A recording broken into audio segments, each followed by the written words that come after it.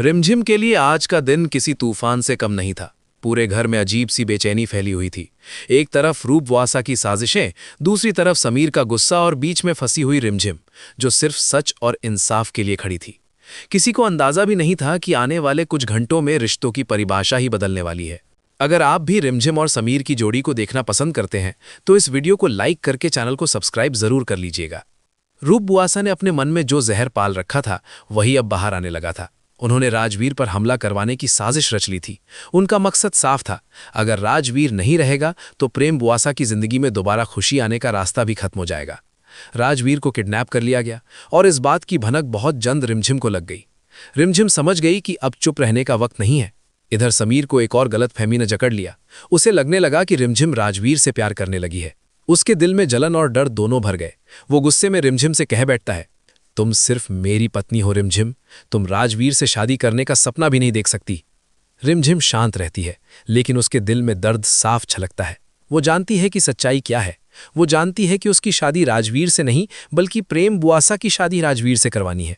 फिर भी हालात को संभालने के लिए वो दिखावा करती है कि वो राजवीर से प्यार करती है। ये बात समीर को और ज्यादा चुभ जाती है। समीर ऐलान कर देता है कि वो किसी भी हाल में राजवीर की शादी रिमझिम से नहीं होने देगा। तभी रिमझिम एक बड़ा कदम उठाती है। वो प्रेम बुआसा को दुल्हन बनाकर सबके सामने ले आती है और साफ शब्दों में कहती है, राजवीर से मेरी नहीं प्रेम बुआसा की शादी होगी। घर में सन्नाटा छा जाता है। तभी मोहिनी बीच में आकर जहर उगलती है। वो कहती है कि एक विधवा को दोबारा प्यार करने का कोई हक नहीं होता।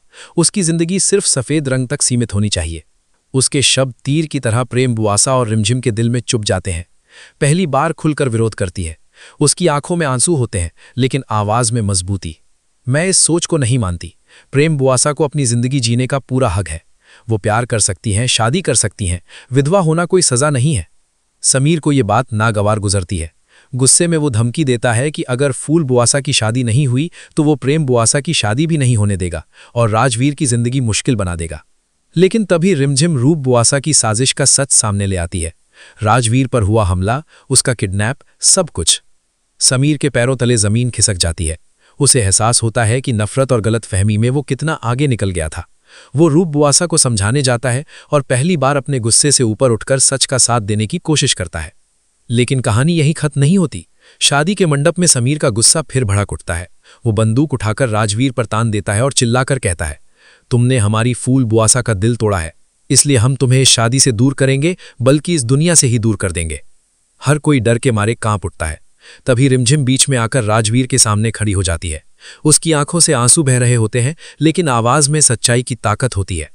ये शादी होने दीजिए। प्रेम बुआसा और राजवीर एक दूसरे से प्यार करते हैं। प्रेम बुआसा भले ही विधवा हो, लेकिन इसका मतलब ये नहीं कि वो पूरी जिंदगी दुख में जिए। उन्हें फिर से खुश होने का हक है।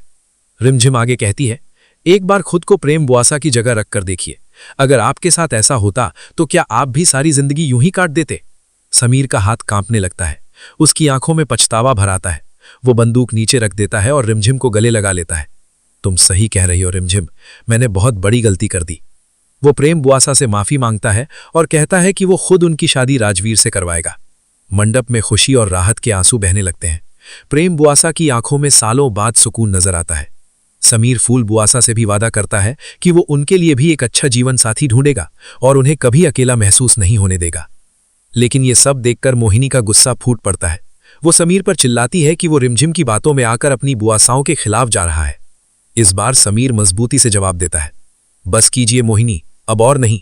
आज मैंने समझ लिया है कि सही और गलत क्या है। शादी पूरी होती है। प्रेम बुआसा और राजवीर की जिंदगी में नई शुरुआत होती है। रिमझिम दूर खड़ी ये सब देखती है। उसकी आंखों में आंसू हैं, लेकिन दिल में सुकून, क्योंकि आज उसने सिर्फ एक शादी नहीं करवाई बल्कि एक सोच को बदला है। एक टूटी हुई जिंदगी को फिर से जीने का हौसला दिया है।